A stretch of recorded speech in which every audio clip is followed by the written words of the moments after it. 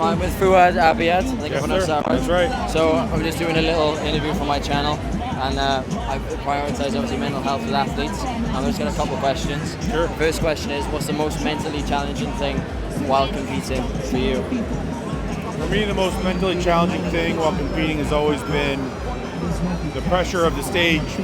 The bigger the stage, the more pressure. So dealing with the anxiety of getting to a big show can actually ruin the way you look and all those things. So the hardest part for me when competing was always the gravity of the show I was competing in. Yeah. So is that something you get used to with time, or is it? You know, I think it's a very individual thing, right? Like some people thrive on that pressure. Some people it cripples them. Some people get used to it. Some people learn to deal with it. For me, it was something I dealt with, but never came easy. Like I did the shows, but if I could look back at my career and say, look, if I could switch one thing, it would be to be able to handle the anxiety of it all better, because I think I would have been a better competitor because of that. Yeah. And then another question I've got for you is, looking at athletes that want to start competing, or someone like myself that's just started his fitness journey, what's the number one piece of advice you've got for someone that's starting their fitness journey? I mean, well, look at it from both, from two avenues. Someone who's just a general, just to get their fitness a bit better, and then someone that wants to compete.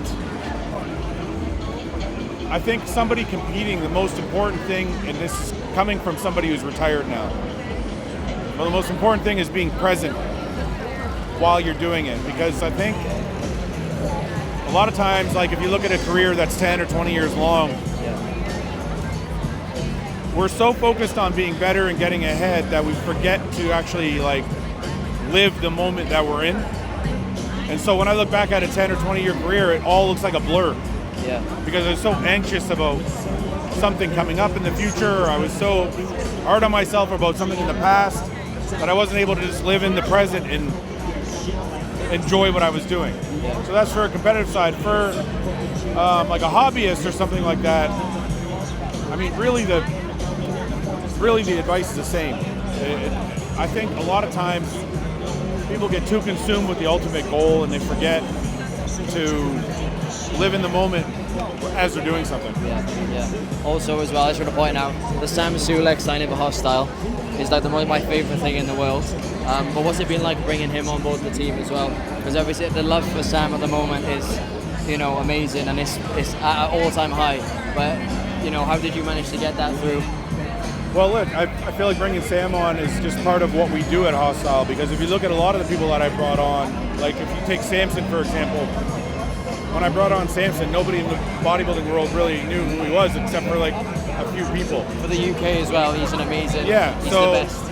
A lot of people didn't know, especially in North America, who Samson was, but I saw the talent there ahead of time, and I think it's been like that with a lot of our athletes. And with Sam, it's the same thing. When I saw him, I mean, he already had 300,000 subscribers on YouTube, which is a lot. But I'm like, I don't think anybody in the bodybuilding world knows who this kid is. And I think he could be a great bodybuilder or a classic competitor, whichever he decides. And I want to be there when that happens. I want to help facilitate that in any way that I can help. So for me, it's like being a retired bodybuilder. It's kind of a way to like live. Still, I don't want to say live through these guys, but still be involved in the sport. And I get joy now in watching these guys come from nothing to being superstars. So Sam, like I said, was at 300,000 subscribers. It's only been 5 months to sign with us, and now he's at 2 million. And I'm not saying that's our doing, but I do know the bodybuilding world took notice after we signed him. So I'm excited to see Sam get on stage. I'm excited to see him compete if he ever does. If he doesn't ever compete, I'm just excited to see his career unfold. Well, it's been a pleasure, mate. Thank you for the interview. I appreciate it. Thank you, guys.